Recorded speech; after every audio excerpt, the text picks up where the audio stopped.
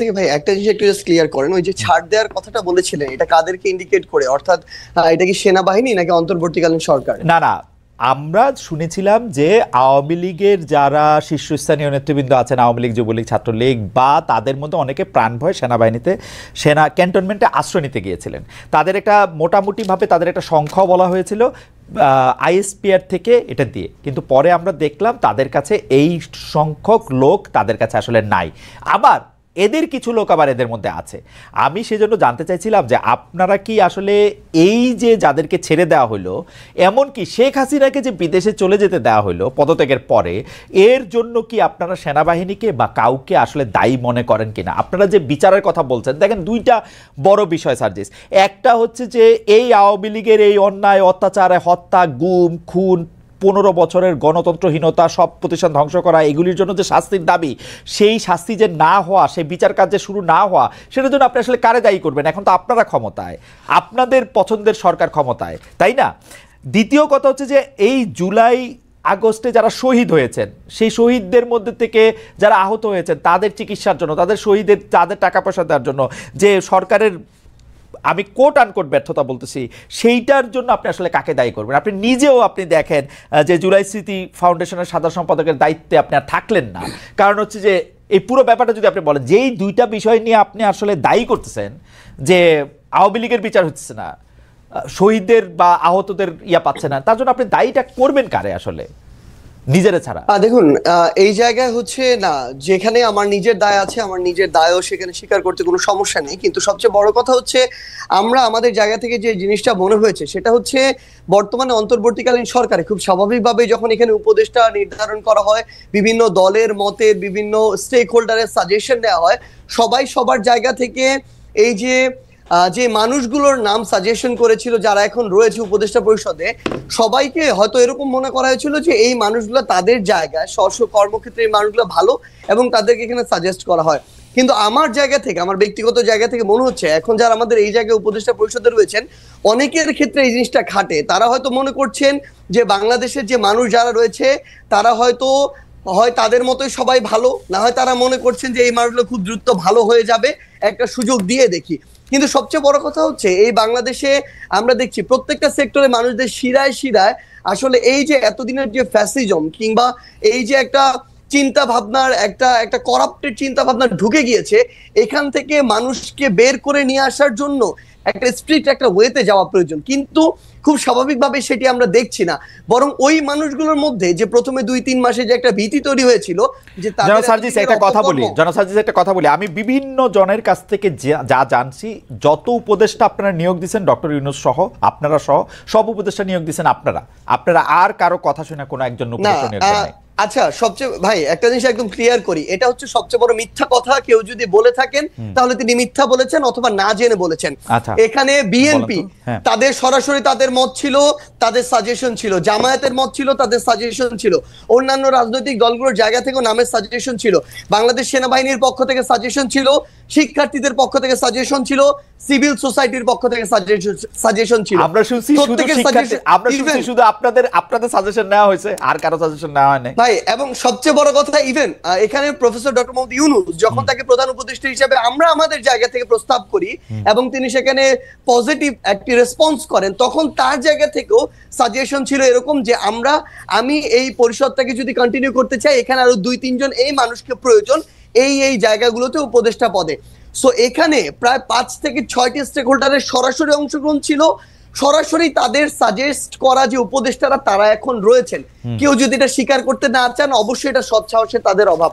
এখন যদি এই কথাটি বলি যে এখানে যে জিনিসটা আমরা আমাদের জায়গা থেকে দেখতে পাচ্ছি, সরকারের আসলে অনেক উপদেষ্টার নর্মাল সময়ে যেরকম একজন মন্ত্রী অ্যাক্টিভলি এখানে পার্টিসিপেট করার কথা, গার্ডস নিয়ে বোল্ডনেস শো করে কাজ করার কথা, অনেক উপদেষ্টার ভিতরে আমরা এখন সেটা দেখতে পাচ্ছি না। তারা গতানুগতিক তাদের যে অফিস ওয়ার্ক, সেই অফিস ওয়ার্ক গুলো তারা তাদের জায়গা থেকে করছেন।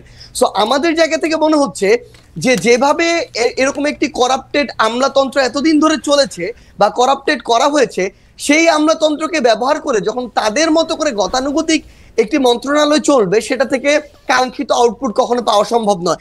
এই বিষয়টি আমরা এখন আমাদের জায়গা থেকে দেখছি।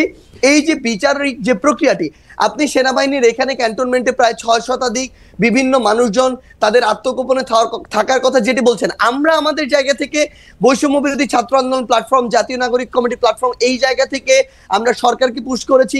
আমাদের যারা ছাত্র উপদেষ্টা 3 জন রয়েছে সরকারে, তাদেরকে বলেছি, তারা তাদের জায়গা থেকে সরকারকে বলেছে, সেনাবাহিনীকে বলেছে। সেই জায়গায় সেনাবাহিনী একটা রিপোর্টও দিয়েছে। শেষ করি একটু। সেই রিপোর্টে যেটি দেখানো হয়েছে যে রাজনীতিবিদ যারা ছিল তাদের সংখ্যাটা বেশ কম, ইভেন এটা 100-রও নিচে, তারা বলছেন অ্যারাউন্ড 50-এর মতো। এবং এই জায়গাটার সংখ্যাটা সবচেয়ে বেশি হচ্ছে কিছু পুলিশ কর্মকর্তা, কিছু আমলাতন্ত্রের কিছু আমলা, তারা তাদের পরিবার সহ ওই বিভিন্ন বাড়িগুলোতে তাদের আত্মীয় স্বজন বাসায় আশ্রয় নিয়েছিলেন। এবং সবচেয়ে বড় সংখ্যাটা হচ্ছে আমলা এবং পুলিশ, যারা এই হত্যাযজ্ঞের সাথে সরাসরি জড়িত ছিলেন, যারা ওই আমলাতন্ত্রে বসে শেখ হাসিনাকে সার্ভ করেছেন। সেই জায়গায় এখন সবচেয়ে বড় যে সমস্যাটি হচ্ছে, তারা কিছুদিন আত্মগোপনে বা কাজে ঠিকমতো অংশগ্রহণ না করে এখন বিভিন্ন ফর্মে আবার অংশগ্রহণ করছেন। কিন্তু সরকারের জায়গায় যে একটি স্ট্রিক্ট হয়ে যে একটি ব্যবস্থা নেওয়ার যে প্রক্রিয়াটি, সেটি আমাদের জায়গা থেকে আমরা দেখছি না। বরং আমরা যেটি দেখছি যে ওই আমলাতান্ত্রিক যে বিচারিক প্রক্রিয়া, ওই জায়গায় সরকার এখন ঢুকে সেই প্রসেসের মধ্যে দিয়ে যাচ্ছে। জনাব সার্জিস, আপনি তো আসলে বাংলাদেশে এবং আপনি বাংলাদেশের মোটামুটি 5 জন গুরুত্বপূর্ণ লোকের একজন, আপনি ভালো বলতে পারবেন। আপনি আমাকে একটু বলেন তো, আপনি বললেন যে উপদেষ্টারা আসলে তাদের দায়িত্ব পালন করার ক্ষেত্রে অনেকটা, মানে আমি কি বলবো, যে অনেকটাই পরিচয় দিচ্ছে না। কিন্তু আমি দূর থেকে বাংলাদেশটাকে যা দেখি, যে বাংলাদেশটাকে চালাইতেছেন আপনারা 3 জন, যে সমন্বয়ক উপদেষ্টা পরিষদে আছেন সেই 3 জন, এবং আপনি এবং জনাব হাসনাত আব্দুল্লাহ, আপনারা 5 জন। যদি ধরে নেই তাহলে এই যে কি জানি বলে নাগরিক কমিটির জনাব পাটোয়ারি, জনাব আক্তার, তারাও কিছুটা সরকার চালাচ্ছেন। আপনারা সব জায়গায় সালিশ মোকদ্দমা করতেছেন, আপনাদের কথায় আপনারা বদলি করতেছেন, আপনাদের কথা আমি যা শুনি আর কি, এইগুলি কি মিথ্যা? মানে উপদেষ্টাদের মধ্যেও অনেকে এইটি দেখতেছেন যে আপনারা যেটা বলতেছেন, আপনারা যেদিকে যাইতেছেন দেশটা সেদিকেই যাচ্ছে। ব্যাপারটা এরকম না? মানে আমরা জাস্ট আপনাকে একটা জিনিস বলি ভাই, মানে এই মুহূর্তে সবচেয়ে বড় সমস্যাটা যে জায়গাটাতে হয়েছে সেটা হইতেছে এই আমরা আসলে এই অভ্যুত্থানের সামনের সারিতে থাকার কারণে মানুষের এক্সপেকটেশনের কেন্দ্রবিন্দু হয়ে গেছে অল্প কিছু মানুষ। এবং এই জায়গাটাতে আমাদের এঙ্গেজমেন্টের জায়গা, যেমন আজকে যদি দেখেন আমার শহীদ পরিবার আজকে তাদের দ্রুত বিচারিক এই প্রক্রিয়ার জন্য তারা শাহবাগে আজকে অবস্থান করলো। এই শহীদ পরিবারের সাথে আমাদের গিয়ে কথা বলতে হয়, তাদের হয়ে কথা বলতে হয় দ্রুত যেন বিচারিক প্রক্রিয়াটা, অর্থাৎ সরকারের একটা অংশ হয়ে আমাদেরকে আবার এই মানুষগুলো লং টার্ম সাস্টেইনের জন্য বাংলাদেশের এই যে মানুষগুলো তরুণ প্রজন্ম যারা নতুন করে চিন্তা করছে, স্বপ্ন দেখছে, এই অভ্যুত্থানের স্পিডটাকে আমরা যদি ধারণ করতে চাই, আমাদের ওইরকম একটা পলিটিক্যাল প্ল্যাটফর্ম প্রয়োজন যেটা থেকে আমরা নতুন করে এই স্বপ্নটা ক্যারি করা আমাদের বেস্ট ট্রাই করব। সেখানে আমাদের সময় দিতে হচ্ছে। আমাদের জায়গা থেকে আমাদের প্রত্যেকটা জেলা উপজেলায় গিয়ে আমাদের যে নিজেদের যে প্ল্যাটফর্মগুলো সেগুলো গুছাতে হচ্ছে। এরপরে আমাদের যারা উপদেষ্টা রয়েছেন তাদের সাথে আমাদের যারা প্রতিনিধি সরকারে রয়েছেন, তারা যখন সরকারে থাকেন উপদেষ্টা, কিন্তু তাদের সাথে আমাদের একটা আলাদা কমিউনিকেশন অবশ্যই থাকবে, কারণ ফিল্ডের অবজারভেশনটা আমাদের তাদেরকে দিতে হবে, তাদের সাথেও আমাদের গভর্নমেন্টের ওই রেসপন্সটা তাদের থেকে নিতে হবে। সো এই যে প্রত্যেকটা বিষয় যদি দেখেন, প্রত্যেকটা বিষয়ে আমরা আমাদের জায়গা থেকে এগুলো বিভিন্নভাবে জনগণের এক্সপেকটেশন অনুযায়ী আমাদের কথা বলতে। একটু শেষ করি ভাই, কিন্তু আপনি যে জিনিসটা বললেন, এই যে সালিশের কথাটা বললেন, আজকে শাহবাগে আমার শহীদ পরিবার বসেছে, সেখানে তারা এক্সপেক্ট করে যাদের নেতৃত্বে অভ্যুত্থানে হয়েছে, আন্দোলনটি হয়েছে, তাদের কেউ একজন কথা বলুক, সেখানে যেতে হয়। আজকে যখন আমার আহতরা কোথায় বসে সেখানে যেতে হয়, সেটা তো অবশ্যই যাবেন সার্জিস, সেটা তো অবশ্যই যাবেন। আমি বলি আপনারা কি ফোন করে এসপি বদল করেন বা সচিব? একটা জিনিস বলি, হ্যাঁ, সচিব নিয়োগকে তদবির দেন।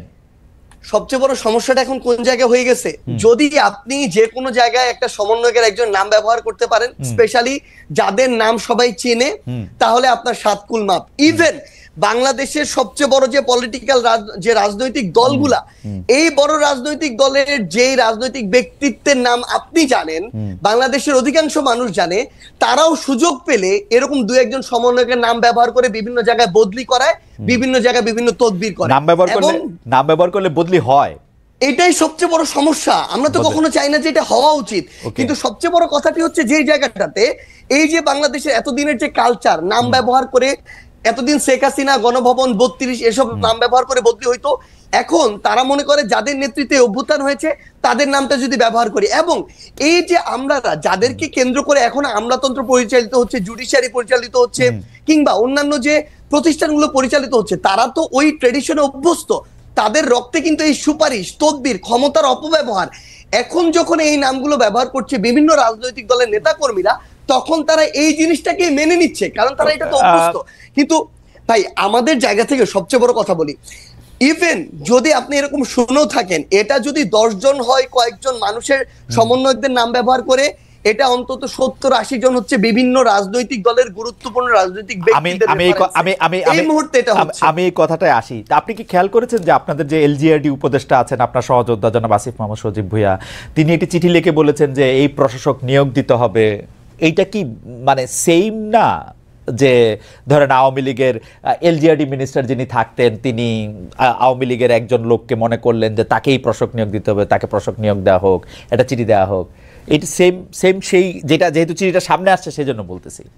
না ভাই, একটা জিনিস কি, তিনি একজন মন্ত্রণালয়ের একজন উপদেষ্টা হিসেবে দায়িত্বপ্রাপ্ত আছেন, তার কাছে কোনো একটা বিষয়ের যদি মনে হয় যে এই জিনিসটা ওই স্বার্থে বেটার, তিনি এই জায়গায় ধরেন সাজেশন দিয়েছেন, কিন্তু তিনি তার জায়গা থেকে, আমি একটা জিনিস বলি, কখনো এটাতে কাউকে যদি বাধ্য করেন যেটাই করতে হবে এবং না হলে এটার বিরুদ্ধে তার ওই অ্যাকশনটা দেখেন, তখন আমি তার বিরুদ্ধে গিয়ে দাঁড়িয়ে যাব। কিন্তু আপনি এটা বলেন ভাই, একদম ক্লিয়ার প্রশ্ন, আপনি এটা বলেন এরকম সিঙ্গেল একটা সুপারিশ যেটা সার্জিস করেছে, এরকম সিঙ্গেল একটা সুপারিশ যেটা হাসনাত করেছে, আমরা আমাদের জায়গা থেকে এটা আমরা মনে করি যে আমরা ওইরকম কোনো অথরিটি না যে এই জায়গাটি করতে পারে। আমরা আমাদের জায়গা থেকে এই দাবিটি তুলি, যেই দাবিটি আমরা তুলি, এই দাবি আমরা সোশ্যাল মিডিয়া ওপেনলি তুলি, কারণ আমাদের মনে হয় যেটা পুরো বাংলাদেশের জন্য প্রয়োজন, মানুষের জন্য প্রয়োজন, সেটা আমরা ওপেনলি পুরো বাংলাদেশের সামনে। আচ্ছা, আমি